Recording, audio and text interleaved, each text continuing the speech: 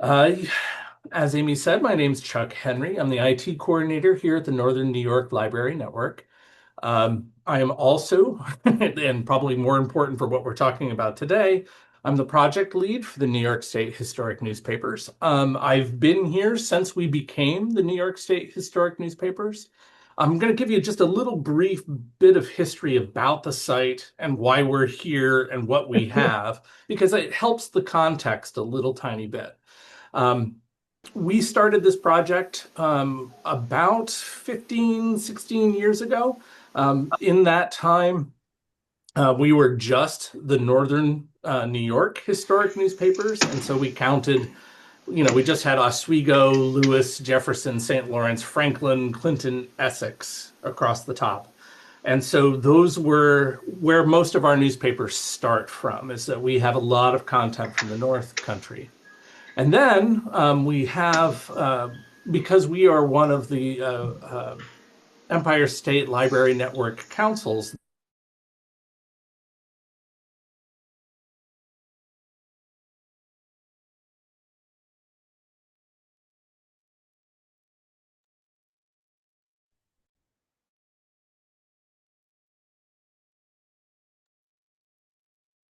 Chuck, Are, your mic all is off. right, am I still muted? No, no, okay, great. All right, so anyway, the as other councils decided that they wanted to join in, it made sense for us to launch a statewide site, and we launched the statewide site back in 2014. And so what you see now is everything from our original website, as well as all the work that we've put in the years intervening.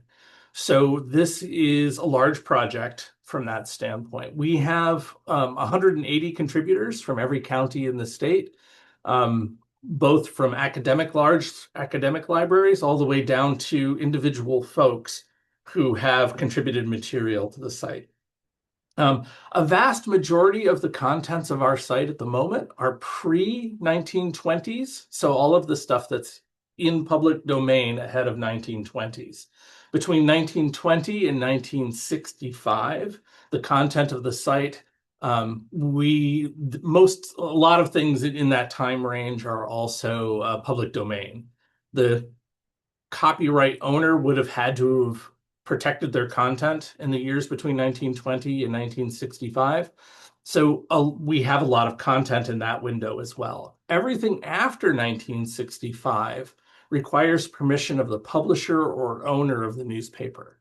So a vast majority of our content is pre-1920. We have a fair amount between 1920 and 1965. And then after 1965, we do have some content, but it's again at the whim of whoever the publisher or owner of the paper was at the time. So it gives you a little bit of a perspective about what's here and what's available. We're always adding new pages. We add about 500,000 pages per year. And like Amy said, we just crossed over the 15 million page mark, which is a big milestone for us. We're very proud of that.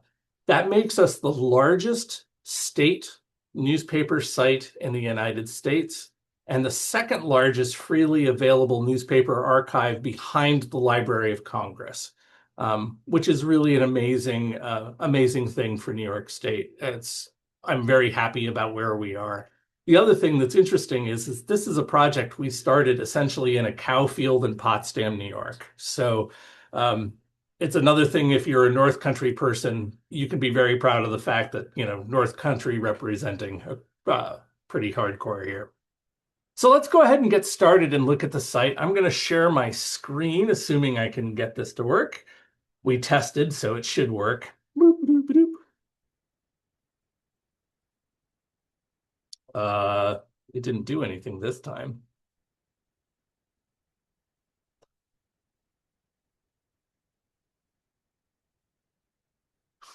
Ah,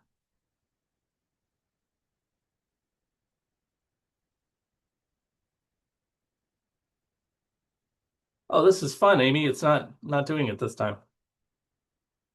Oh my goodness. Okay, hang on.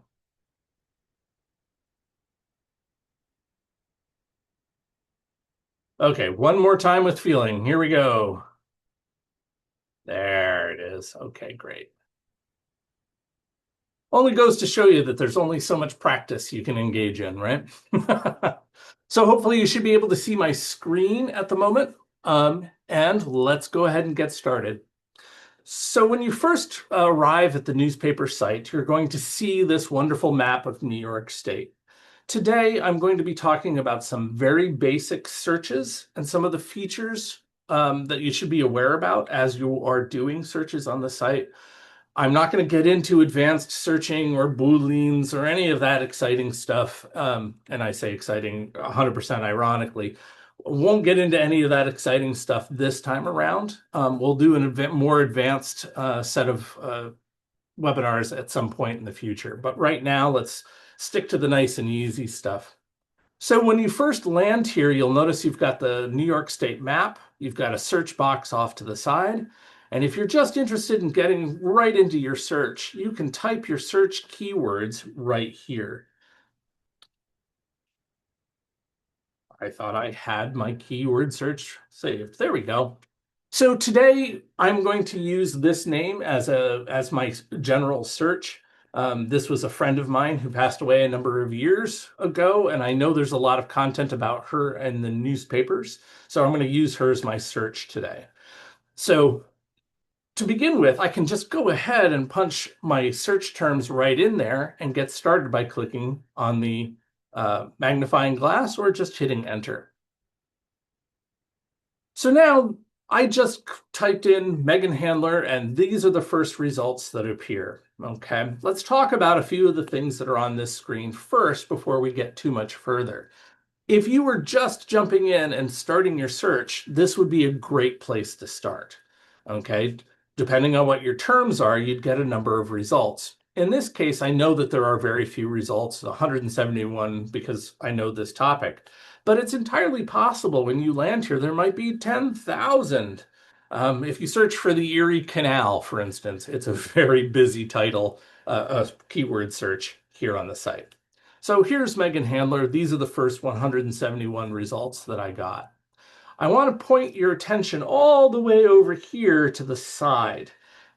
This is the button that reruns the search. So if you click it again, you get the same search that you have based on the terms. And in fact, every time you change anything about what you're searching for, you need to click the red button to begin that search over again. The next bit over here is the advanced search features. This is a button that brings up some additional features. Now, this was something that on the old site was just out there for everybody to see. This site hides them a little tiny bit, and I'll show you why in a minute. But this allows you to pop open a search where you can get a little more detailed about what you're searching for. So if you know the dates that you're working with, you can search through using the specific dates. There is also the ability to search by title. So that way, if you know which newspaper specifically you want to drill into, you can do that from here. I do caution you with the newspaper titles that it is entirely possible that you might have an awful lot of newspapers with very similar names because, let's face it, newspaper editors and owners weren't necessarily super creative about the titles they used. And so it is possible you might have multiple versions or multiple newspapers using very similar titles. Okay, so that's my caution on titles. Off to the right-hand side here, we've got a couple of things. We have the search summaries, and I'll talk more about this in just a second because it's easier to show you than it is to tell you. And then the second bit here is the limit the search by county. And you'll notice that there's county and also cities. Now, I'm going to talk a little bit about this for half a second. This tool is very good at doing county breakdown, meaning you can grab a county and boom, you add it to your search. Great.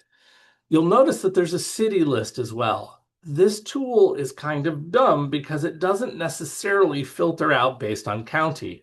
So if you select Broome County and then you select Albany as your city, you're not going to get any results because Albany isn't in Broome County. So my caution is use one or the other, don't use both. Okay. So back to the search summary for just a minute. You'll notice right now it's set to text. And what that refers to is down here, your results and how they appear. because we have it set for text, we get the text directly out of the optical character recognition on the page, the actual words, and your search terms highlighted, okay? The next bit over here is images. So if you click on images and rerun your search, you'll notice below you get now a snippet of the newspaper page and the text that goes with that newspaper page, okay? And again, your little bit is highlighted there, okay? I'm going to go back to text because I find it more useful for my purposes. I'm a text type of guy, but the images are there if you want them, and that's how you find them, okay? So now we're back to the list of results, okay? I'm going to shut off this advanced search bit because I want to show you some of the features that are available from our side facet bar, okay? The facet bar is new. If you're an old-time user of the website, you probably have not seen the facet bar before. This is new for us. But this actually does a lot of the same things that that advanced bar does, the advanced search does. So there's a cool graph here at the top so you can see kind of where you get the most results. Like, for instance, I have one result in 1912, which is probably not going to be my friend. But if we go into the 90s, there's lots of results. And so this is a really useful tool to be able to see where your results fall. Beneath that, we have decades. And this is actually a really useful tool because now, rather than having to punch in dates by hand, you can kind of see where the results fall. In this case, it starts at decades, and you can drill into a particular decade. So for me, 1990 to 1999 looks like a decade where there's a lot of results to look at. I'm going to dig into that. Let's see. So I clicked on it, and you'll notice up here at the top, the facet appeared in gray. And you'll notice there's a little X next to it, so I can shut off that facet if I want. But now we have more years available here that I can search through. So I could actually narrow it down to a year by looking at the number of results that appear for that. I'm not going to for now. This looks like a really fun set of results to look through.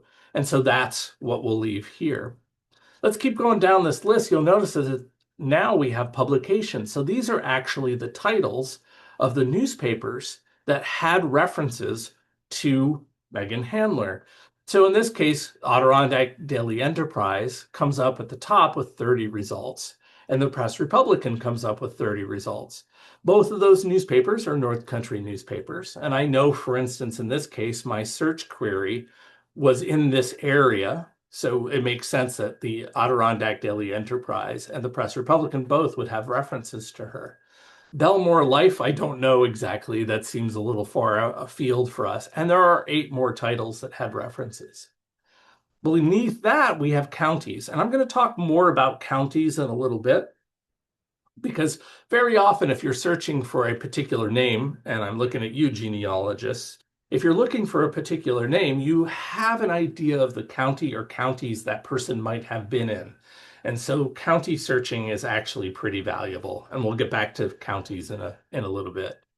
Beneath that, we have cities. Now, again, like I was talking with the cities before on the search, this is cities of publication. So this isn't necessarily where your target lived. It's where the newspaper came from. Okay, so in the instance of Plattsburgh, that's going to be our Press Republican, right? Saranac Lake is going to be our Adirondack Daily Enterprise. And so Baldwinsville and Belmore and the other cities, again, are the city of publication of that newspaper, not necessarily where the result comes from.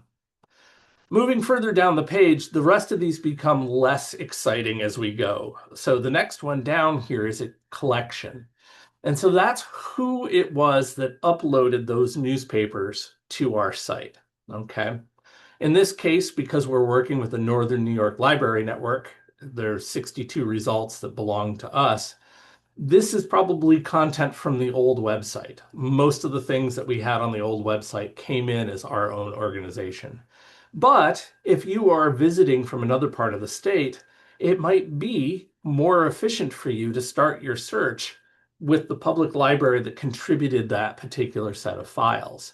The Baldwinsville Public Library, for instance, if the person you're looking for is from that area, or you yourself is in that area, that's a good way to search, as you can narrow it down into collection. So the two down below I am not going to mention because they don't work super well with the content that we have at the moment. So now I've got all this great content, possible links to look at. I want to do a drill in and look at some of these results directly, okay? Before we go any further, I'm going to call your attention to one thing that's interesting. If you go all the way over to the right-hand side, there's an add to private list, and then there's a little lock. We'll talk more about private lists a little later. So I'm going to pick a result. Let's say this Press Republican, September 9th of 1993. This looks like this might be the right person. So I'm going to go ahead and click on page 7. And now what opens up in front of you is the actual newspaper, okay? You'll notice that the page that I'm looking at that has results has turned white versus kind of a gray color on either side. And if you hover over the other ones, they turn red. And you'll also notice that there's little green squiggles in various places on the page, okay? And so those are possible results that I want to look at. So I'm going to be able to zoom in on them. Let's talk about the other controls first, and we'll come back to that zoom in just a minute. So we have up here, Press Republican. We've got the date. You'll notice it's up here as well. And we've got some controls. So the first control here is the issue control. So the idea is that you can actually jump back and forth inside of these results. So in this case, it goes to the previous issue. This will actually let you go to the landing page for the Press Republican, and I'll show you that in a minute. This allows you to go to the next issue, which would be, in this case, next week's paper. Okay, let's move to the center controls. Under the center controls, this is actually your search. And this is kind of an interesting control that I think a lot of people kind of miss that is here. The first one is to go forward and then back. But what that does is it goes forward and back inside your search results. So on that previous screen, I had a list of search results, and I clicked on the second one. If I wanted to get back to that first one, I can actually go back by just jumping over into the next link. So I'm going to go back to the original page I was looking at. So here is another set of links. This is the page that we originally wanted to look at. And the center control will actually jump you back to the original search page that we came from. Okay, this is really useful because if you've got a really nice set of results, you can kind of quickly move between all the results that you're looking at. So that's what those controls do. The next set of controls over, all the way in the corner, there's this kind of corner edge thing.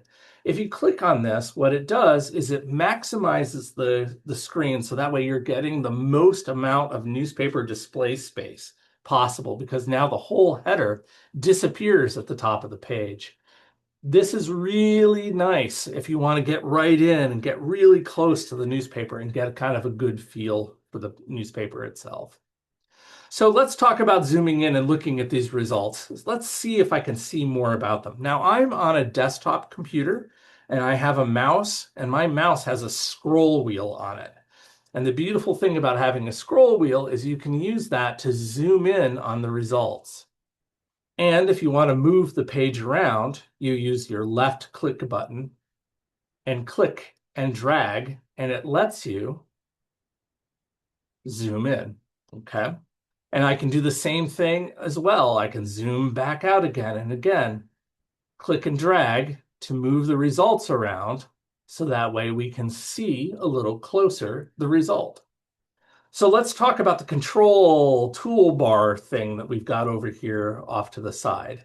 So the first set of controls, as you hover over them, tells you next page, last page, in which case it'll move between the pages. And you'll notice as I did that, it reset so that way I can see the whole page without having to move around, drag around.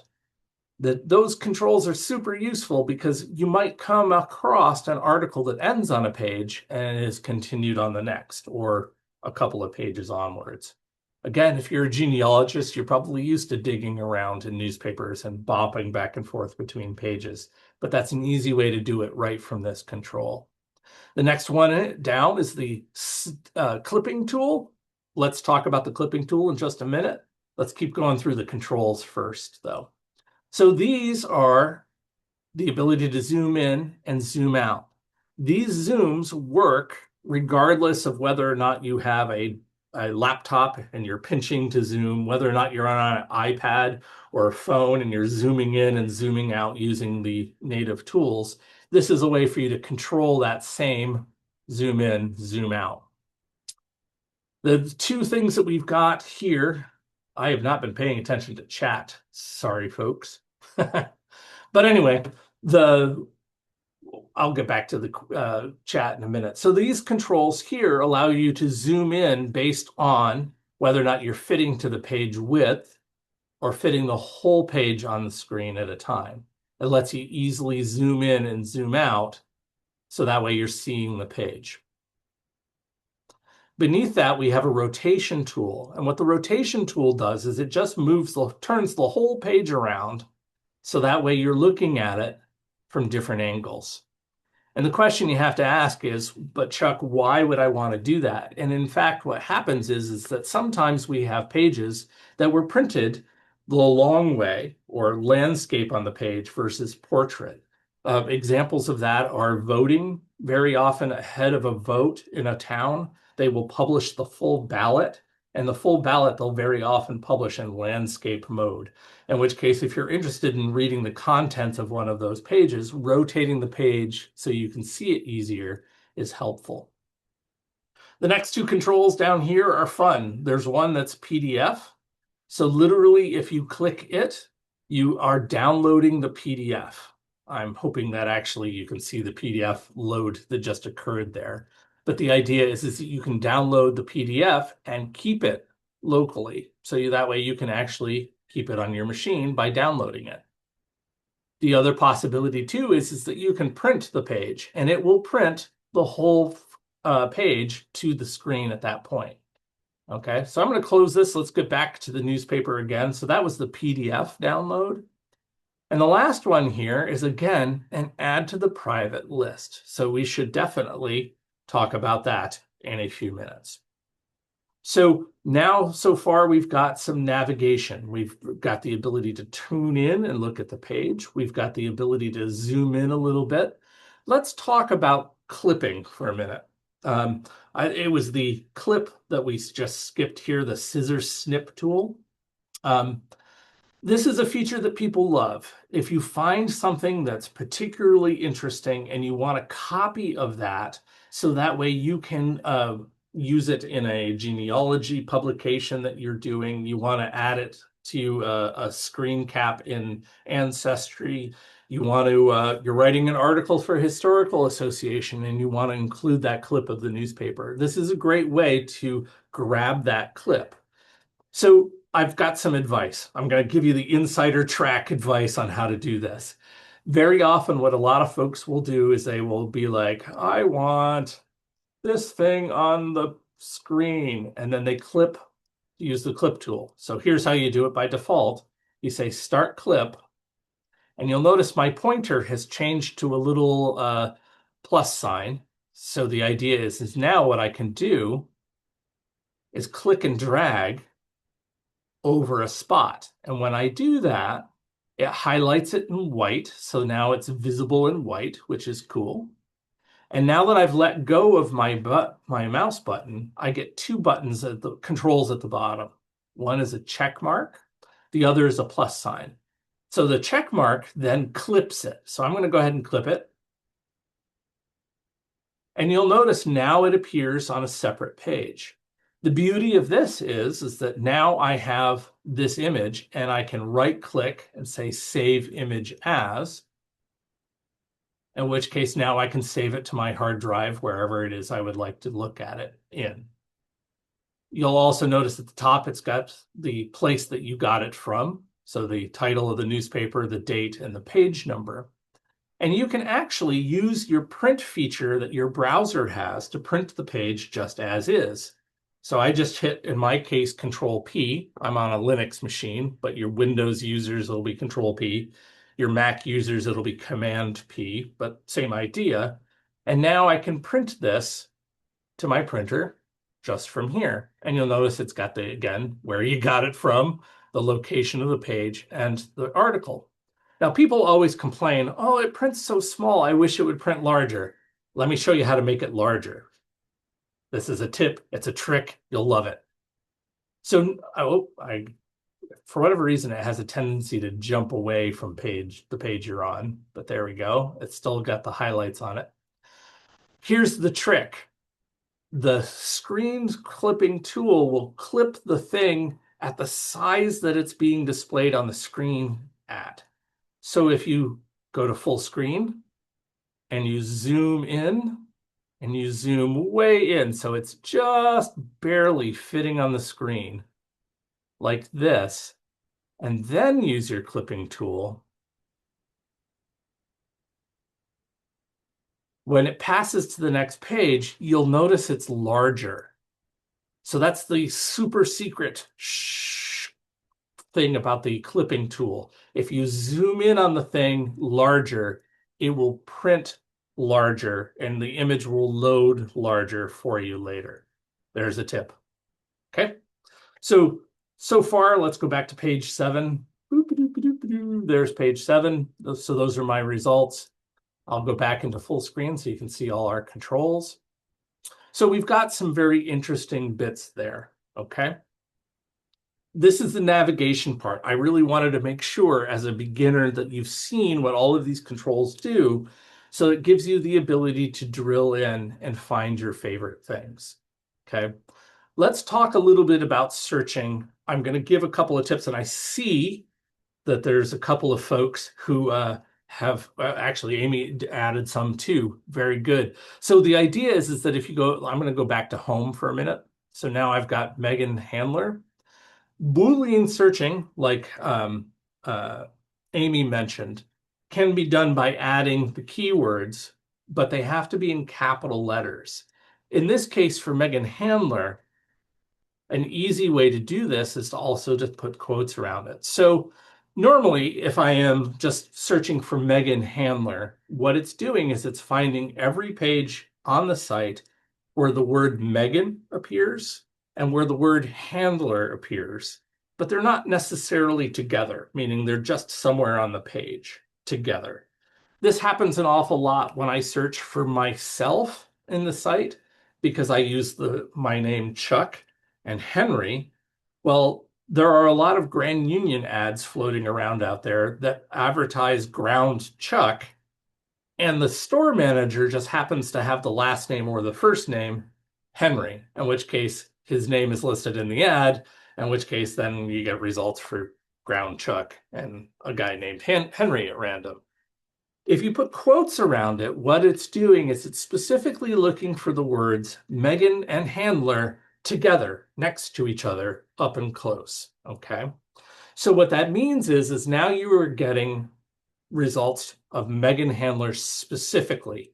So if you remember the last time around, we had like 171 results. If I just say Megan Handler in quotes, we're down to just 69. So now these are very specifically just Megan Handler.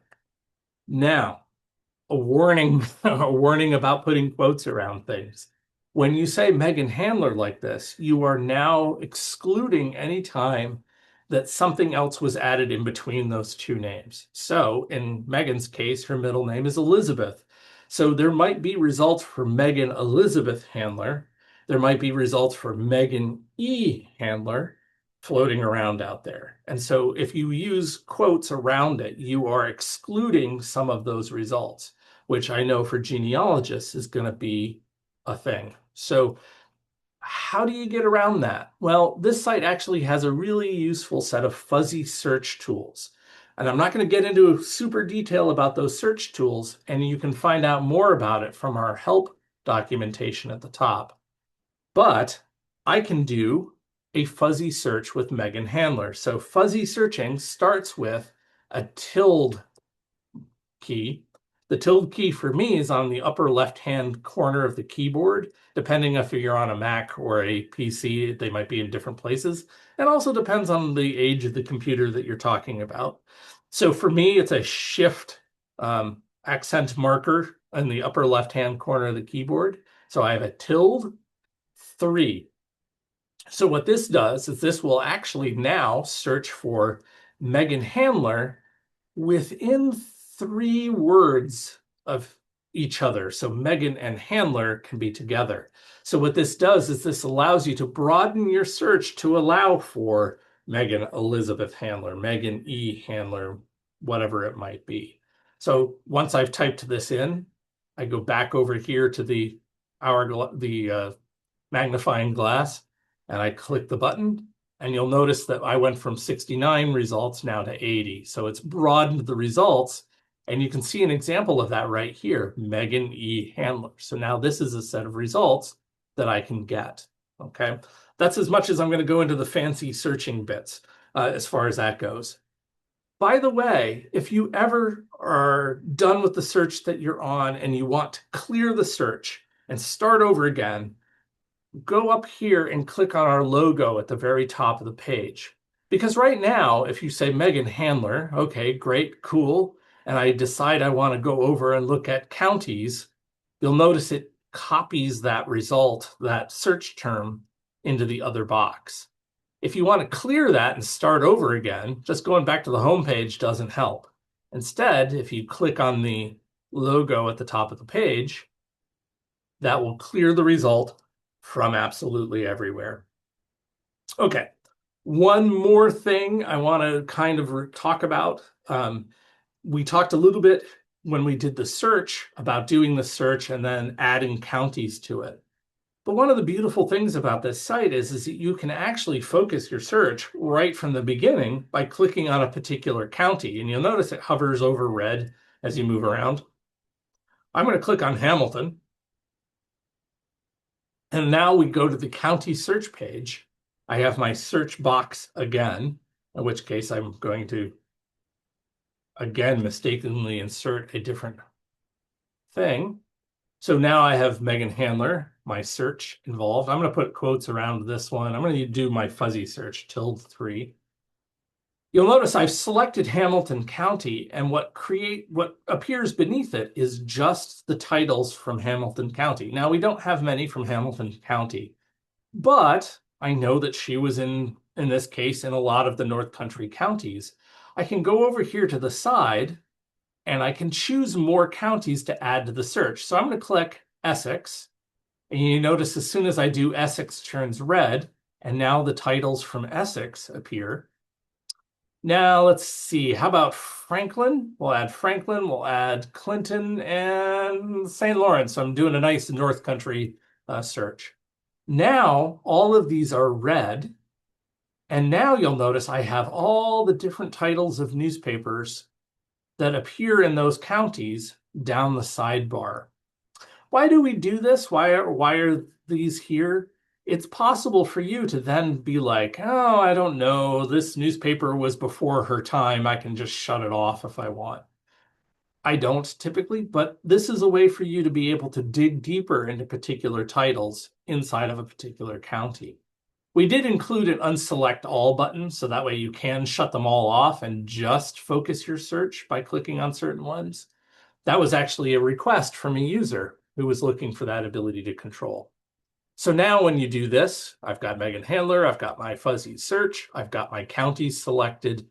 I click my magnifying glass again, and you'll notice we're back to that same search page, and you'll notice that the county is listed here. So it's counties, 5 counties selected, and now I have my ability to dig deeper into those results, okay? So that's another great way to do your search. By the way, and this is a search tip from me to you, the syndication is a real thing. You think about it now in terms of, oh, there's the, the AP feed wire, where an article might be printed in multiple newspapers. Well, believe it or not, syndication in the United States started around the Civil War. So it's entirely possible some very old newspapers have results too, a county over or a region over from where that person actually lived.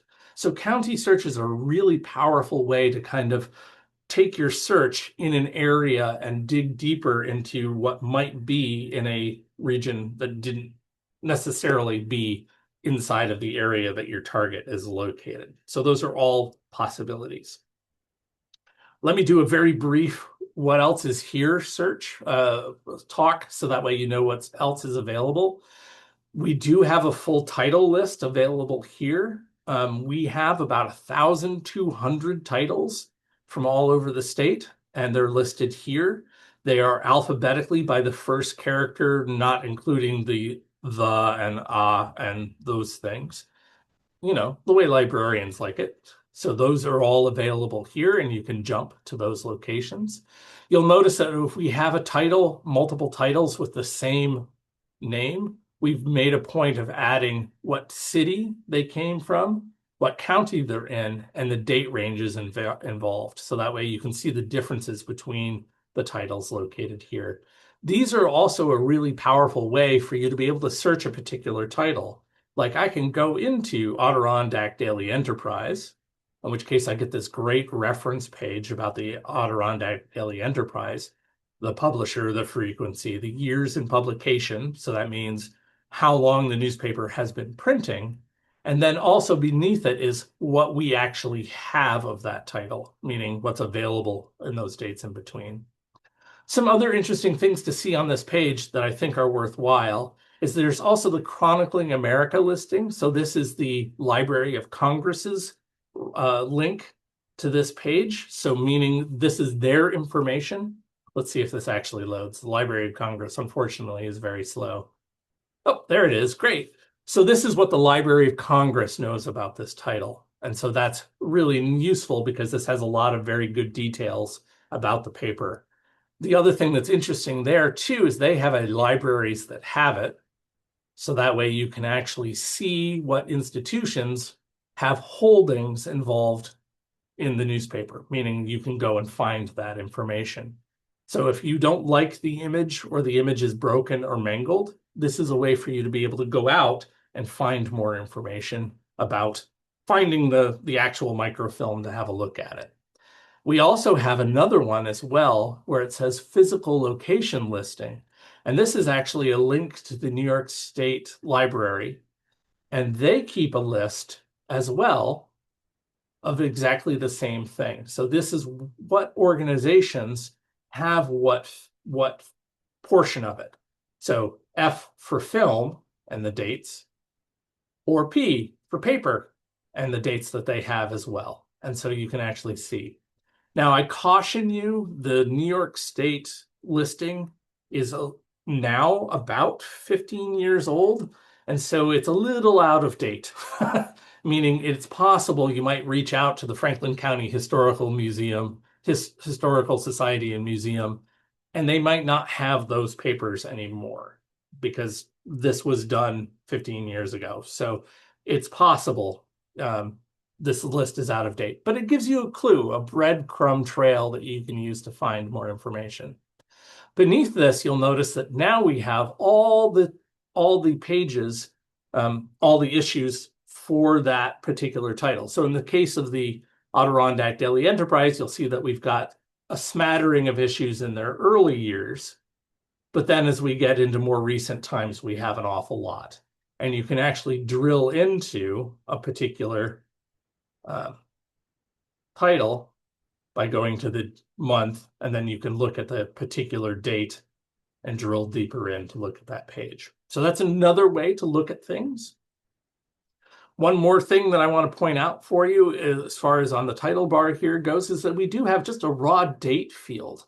I thought that this was going to be a silly feature to include, but it actually ends up being super fun because what you can do is you can actually pick a particular decade, go to a particular date, and drill in. And what that does is it shows you what's available on that particular day. So this is in April of 1987. We have 28 issues from these newspapers about that particular day. Why is that fun? Well, look up the last day of World War II. Look up, the stock market crash in 1927. Those dates are well known. You can drill in and look at a date and see all the newspapers we have across the state and what all of them were saying about that particular event. Really an interesting tool and an interesting thing to play with. So one last thing I want to show you before we open up for broad questions is there is the ability to register for an account on the website. Why would you want to do that? Aha, I can show you. I'm assuming probably a lot of you are here because you heard about it through probably a newsletter or an account that we harvested as part of this.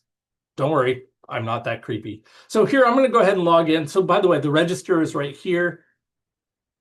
Email address, first, last, display name, password. And the key button down here is allow communications from site owner. If you check that box, we will send you a newsletter every once in a while. We put out what I think are amazing newsletters. They've only gotten better as the years have worn on. And it's where you can find out about new titles. You can find out about quirky, weird things we'd found in the newspaper, and also any webinars that we're holding, like this one, that you might be willing to join up on.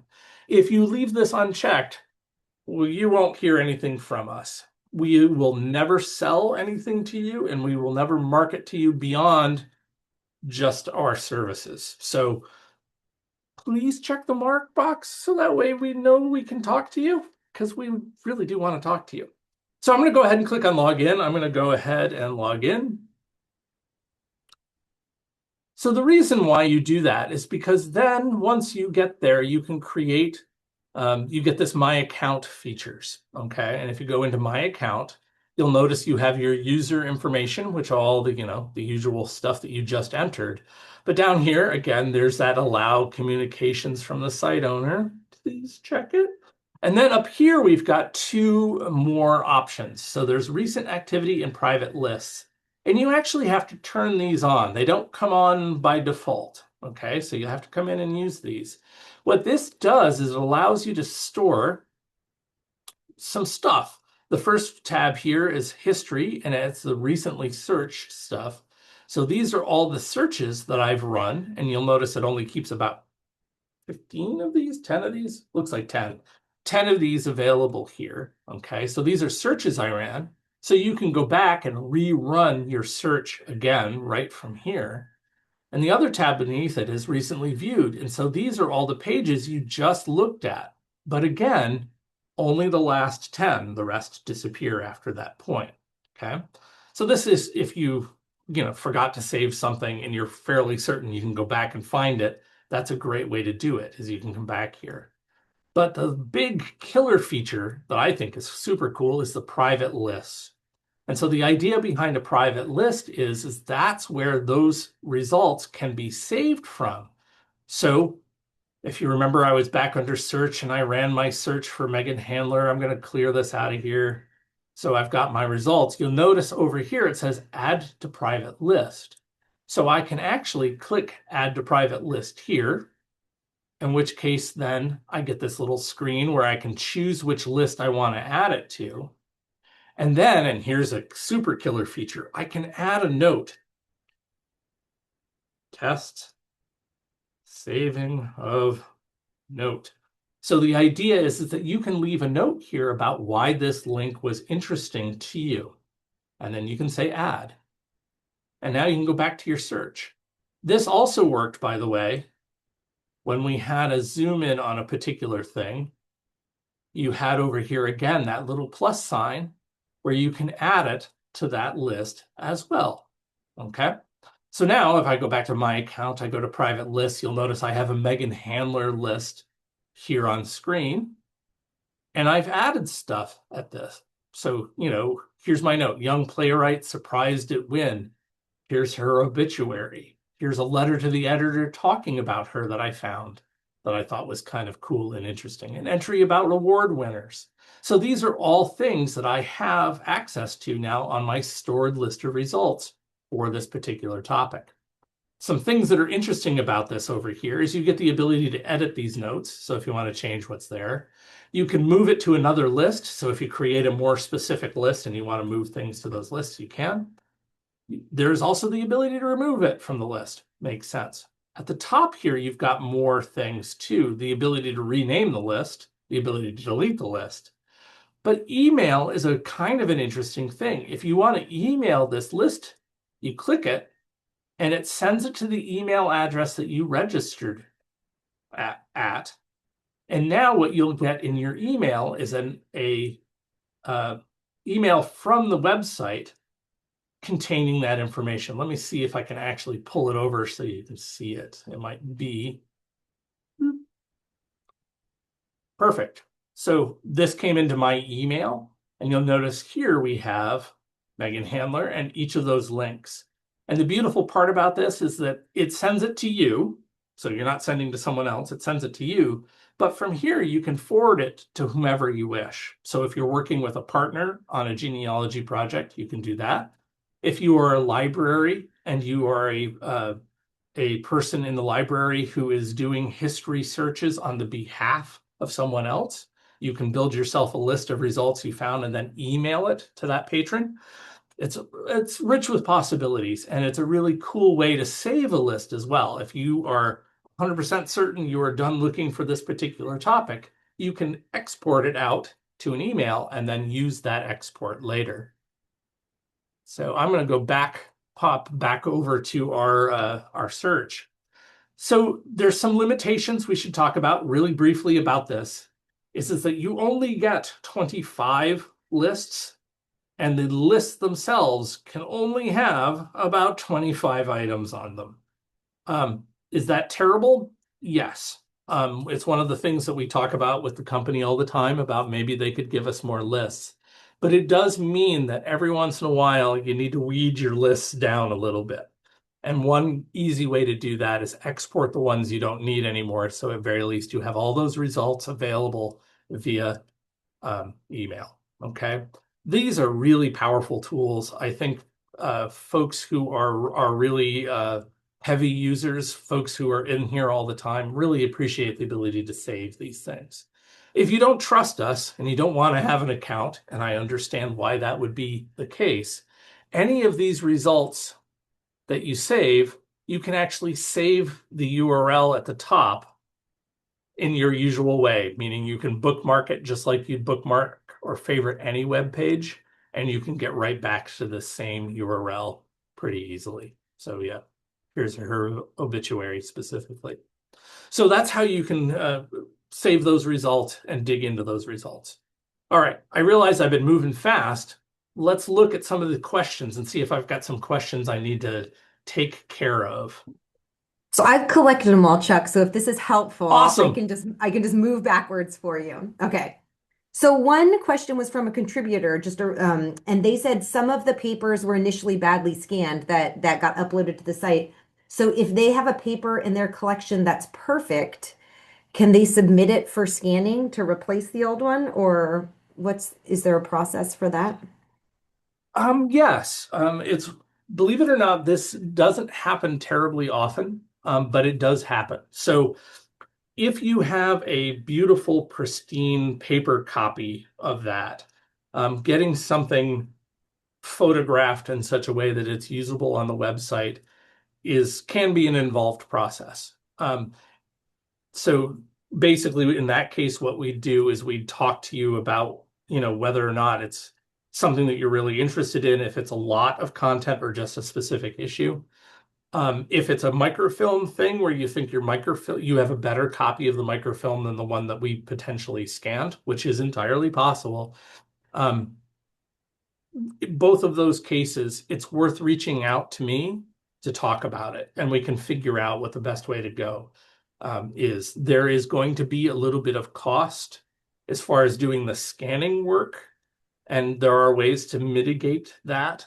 But we are absolutely happy to replace pages if you've got a better page or set of pages or better issues for something, I am happy to talk about it.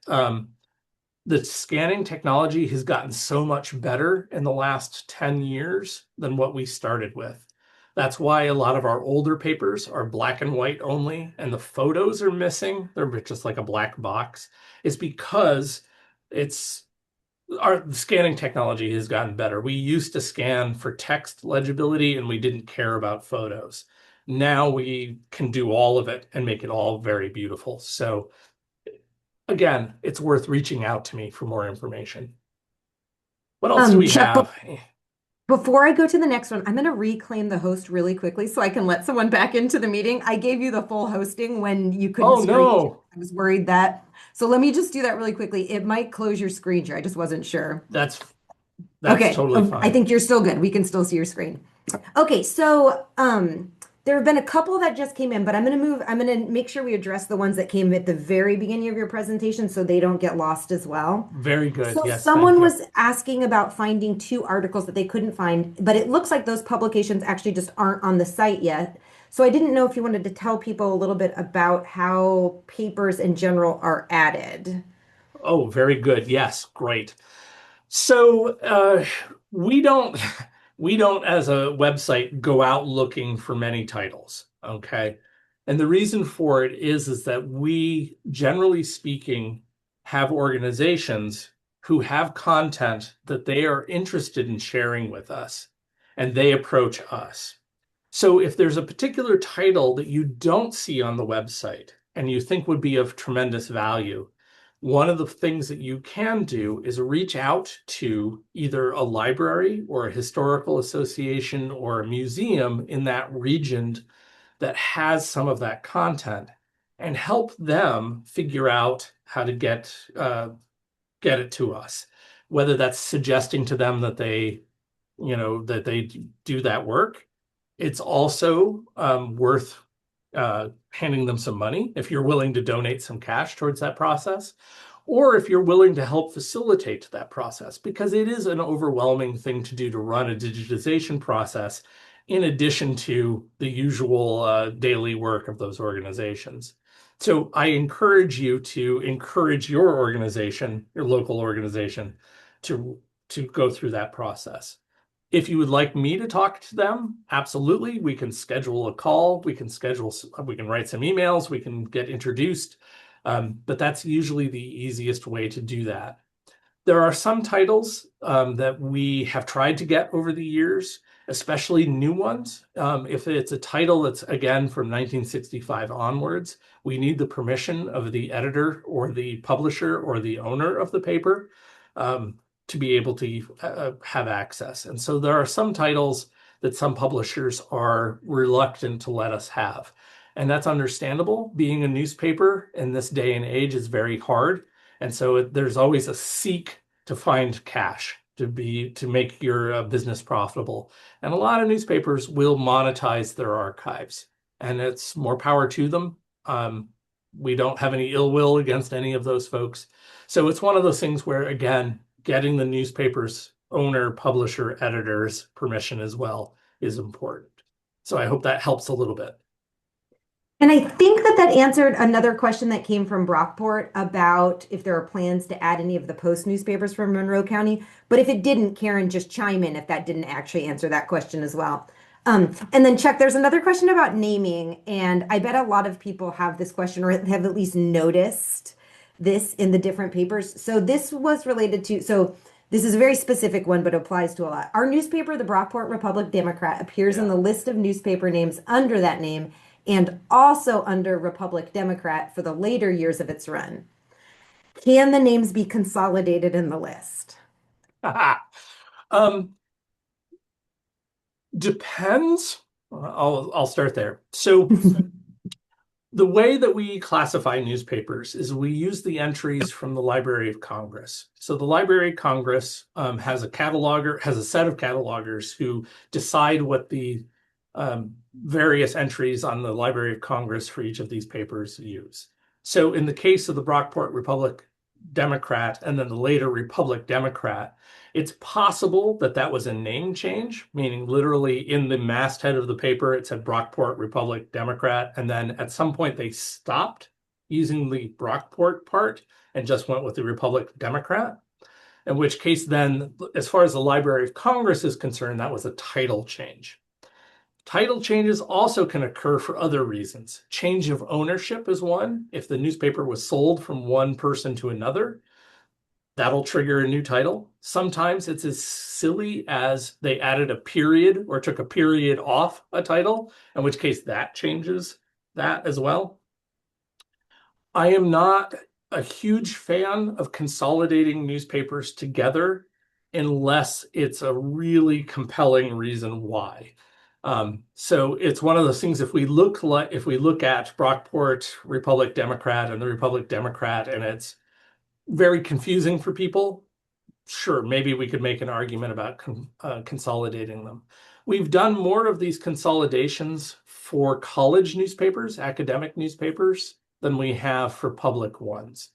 The reason for it is that students, when they publish newspapers at colleges, have a tendency to make up whatever title they want this week, and that paper goes by a slightly different title. So it's one of those things where it's incredibly common for us to take all of the SUNY Oswego newspapers and consolidate them into a single title under what they are now. Karen, if it's one of those things, I would please send me an email and we'll talk about it a little further. I don't know specifically with the Brockport Republic if that's a viable candidate for that or not, but let's talk about it. Thank you, What Chuck. else? Okay, so this is another highly specific question, but so it's about Warren County. So Warren County was formerly part of Washington County. If someone Yes. selects Warren County, does the site pick up the papers which were in Washington County prior to becoming Warren, or should they select both? I would select both. Okay. This is pretty so the entries, the information that we have that comes from Library of Congress about the particular titles list the county and city of publication at the time in the time date range that that thing was published. So if this town that you were in that was published in no longer exists or was absorbed into something else or renamed, then we have the original name, we don't have the current name. Same with the newspapers that in counties that have changed in the time in between. We have the original county's information there, not what the modern county's information would be for that date range. This is confusing as all heck, and I absolutely understand that because the Library of Congress has not necessarily always been consistent with it either, meaning we have found instances of older titles in their new locations, not necessarily their old locations, just because it was a different person doing the cataloging that day, I guess. Okay. So I would search multiple counties. That's why I love the county search, is because you can throw a pretty wide net and catch some of those oddball side cases. Thank you. Okay, so we've got two more.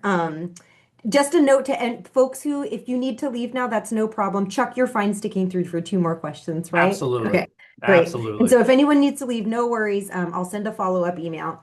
Okay, so this was at very early on too. Someone was when you were showcasing the Zoom function, and they wanted to know, is there any way to set a default zoom? Like so the one that it just zooms to no matter what when you open it. Okay. No, when you open a page, it will default to being able to see the whole page on the screen at the same time. So unfortunately, there isn't a way to change that default behavior. Okay. And then the last question, unless any more come in, someone asked if you would talk about the Fulton newspaper sites because there are overlaps in the titles included in the newspaper sites and the Fulton site. And is just saying that this one seems a lot easier to use than the Fulton site. I can drop it into the chat here too if you're not familiar with it. And I think I could potentially make some guesses as to the two and why are they so different, but you are more. Yeah, so let's talk a little bit about Tom Chernesky and the old Fulton postcards, or whatever it was originally called. It's a tremendous resource. Tom has been doing incredible work over the years. He has a huge coverage region. Um, it's kind of funny. He started his site around the time that we started our North Country site, the original North Country, Northern New York historic newspapers.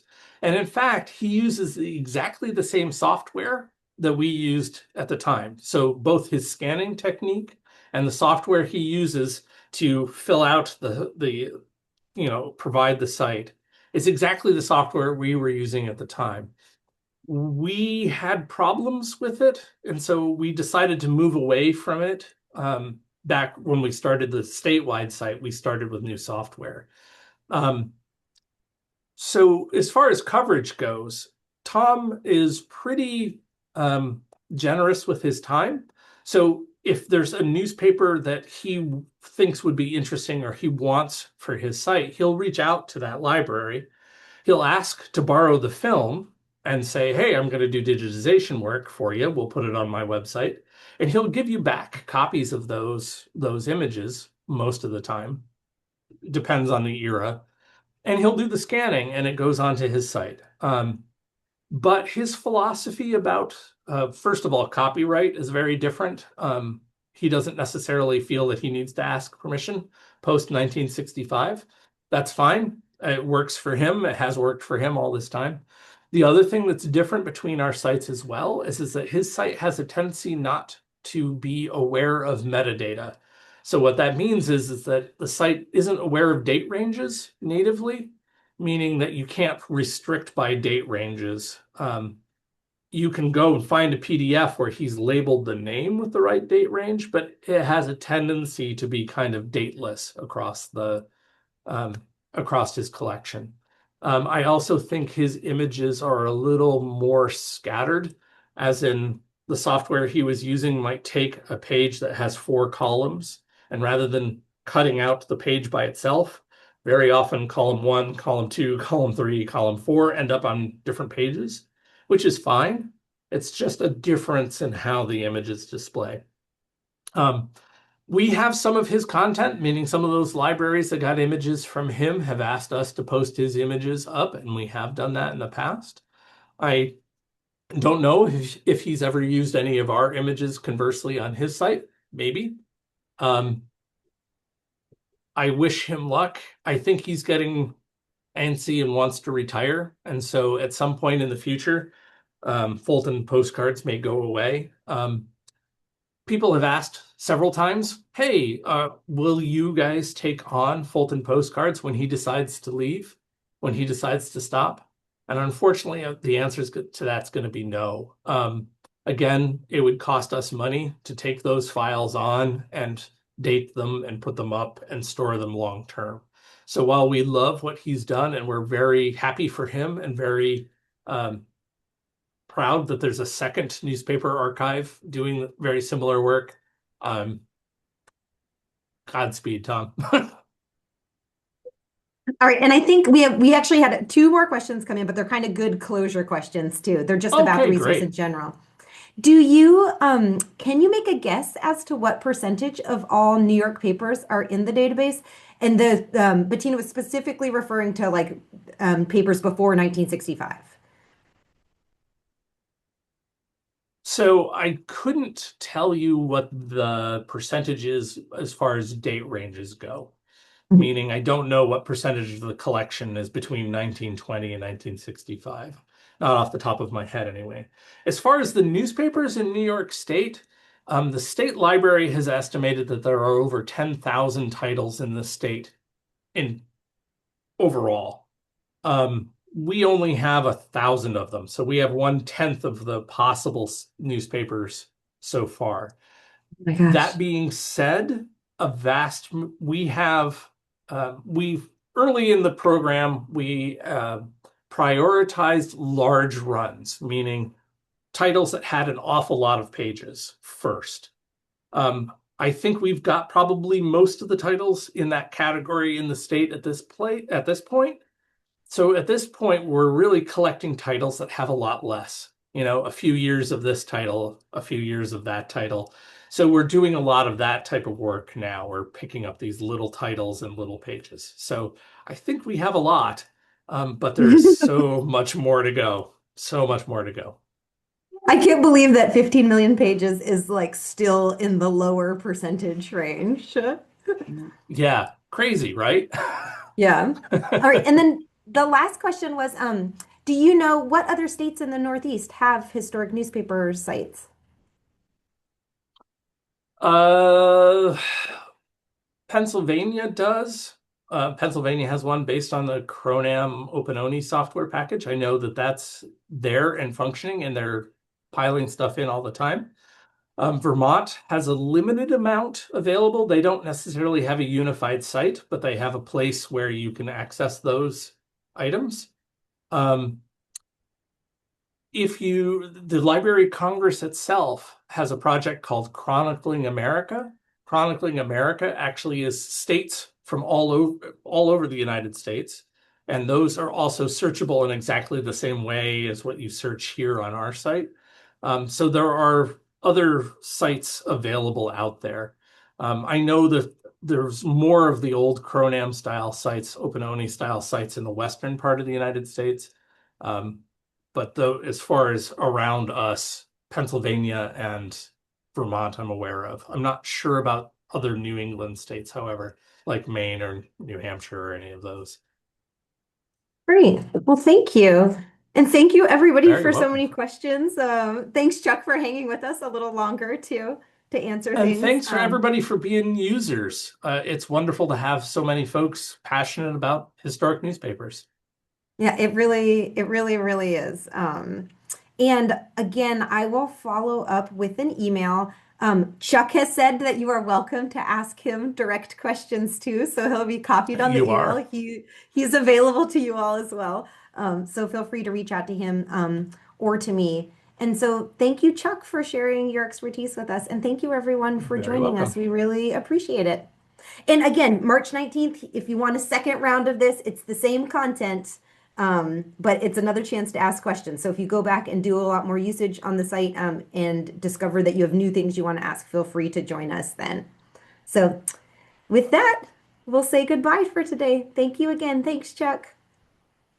You're welcome. Thank you, everyone.